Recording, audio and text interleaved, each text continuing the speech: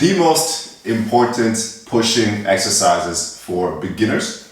And the reason I say this is because it is going to complement your pushing ability and your upper body. And then it's also going to translate nicely to the big goals, the big skills that people always have in their minds when they start calisthenics training. So if we look at it, some of the most popular exercises or skills that people aim for is like handstand push-ups, planche, just handstands in general. So for that, you need overhead ability, right? And you need to develop a lot of shoulder strength, right? Planche, a lot of shoulder strength. And the pike push-up is basically the best exercise that really complements those skills, right? So horizontal pushing, amazing. Dips, amazing. But what you'll find, like in your journey, is that, well, what I found is actually that a lot of people are lacking shoulder strength and lacking shoulder strength in this overhead capacity, right? And that comes from just, not really using our shoulders fully in all the ranges of motion, right? Because we push here, and that's about the scope of our pushing abilities. We don't push out here, we don't push back here, we don't push up here, right? So now the shoulder, if you think about it, since it has all this range of motion, is actually, if you're not including these movements, these areas, it's actually incomplete. So it's not as strong as it could be. Because if you want a joint to be strong, you need to train all the different areas, right? And then now the pike push-up also really works a lot of different things, because yes, you're working on the shoulder strength, tricep, a little bit of chest as well, but you're also working on hamstring flexibility, which is also a very important element that you want to train, right? For handstands, L-sits, or many other skills out there. And then you also need, once again, that shoulder flexion, right? I need to aim to get like 180 degrees shoulder flexion for me to have a nice, stable, controlled handstand, right? So really it tackles just so many different things, at once. And what you'll find is that actually it's actually quite difficult, like when you do all the parts like correctly. So that's actually what I want to really focus on with this video, is how to make the right contractions or specific contractions to actually develop shoulder stability and then also to develop shoulder strength, right? Just getting your shoulder so strong, and then for you to eventually progress to handstands, handstand push-ups, planche, transitions from handstand to planche, all that fun stuff. So let's go through the technique. So with the technique, I want my hands to be about, let's say, outside shoulder width, where I'm training it, and my index finger is straight in the position, okay? And the first thing I want you to really focus on is actually gaining a lot more shoulder flexion and a lot more hamstring flexibility, right? So I can just show you real quick. So from here, I don't want to start out here, because I want to get more opening of the shoulders and opening of the hips and the hamstrings, right? So from here, I actually push back. So I'm pushing myself back, and then there.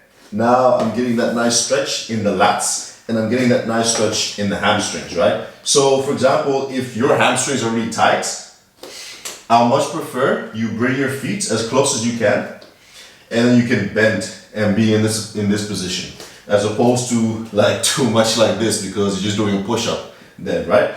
So this is the starting position. I'm in the stretched position, and then now what I do is I'm going to lean forward and dip. I'm going to go into scapular depression, right? So it's this motion, this dipping motion, which is a must element for you to do your movements in a safe and progressive manner, right? Because here, there's no space for my shoulder to work. Here, I have space. So now, from this stretched position, I dip forward, I lean and dip, and then now from this position, I can now go down into the push. And what I really want you to think about is the push is this, like when you do your push-ups, when you do your pike push-ups, when you do your pull-ups, when you do your squats, like you're not just going up and down, you know? You're actually, think of like this thing of like you're also like rotating and twisting as you're doing the motion, right? Because this is also like there's a slight bit of rotation in the movement for me to be stable, right? So same with the pike push-up. When I'm pushing, when I'm lowering myself down, I'm actually, start from here, right? So what I'm actually doing, I'm not just doing this, I'm actually doing this rotation, this motion, right? So this external rotation. My thumb is going outward. So like this. When I'm pushing up, my body is going to naturally go into this internal rotation. So it's naturally going to do that, and I'm going to prevent it slightly. I'm going to create some restriction. So external rotation, creating that torque, that twist for more stability and more pushing power, you know, because if I recoil, gain momentum, and then I recoil, right? So I bounce up. So from here, now my body's naturally going, but I'm preventing a little bit. And now my elbow, when I'm in the position, is actually going to be pointing backwards the entire time. It's not going to do like this, what most people do. Because if my elbows are flaring out like that, then now I'm losing that stability in the shoulder and the potential strength gains. So let me demonstrate one repetition for you guys again. So from here, I'm fully stretched, shoulders and hamstrings. I lean forward, I dip, and now I lower myself, I do the twerk in my shoulders and press back up. So one more time, coming down.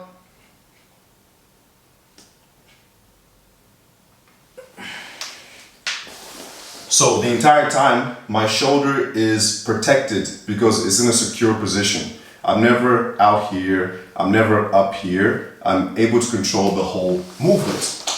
And then the last note I want to leave you with is take your time with the movement, right? Don't just go quick down and quick up. Actually go a little bit like slower with each repetition for you just to feel like what muscles are activating or what areas are activating, where can I make some adjustments, and this will help you in understanding the move and then eventually progressing to then handstand on the wall, handstand push-ups, and so on.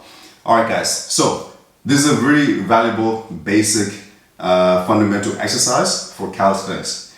If you cannot do 3 sets of like 10 repetitions of this, then I'm telling you, you're not gonna have the best of luck when it comes to handstands, when it comes to handstand push-ups, planche, bent arm planche, because those are a lot more difficult, you know? So you want to master the basics and then move on to the skills. All right, see you on the next one.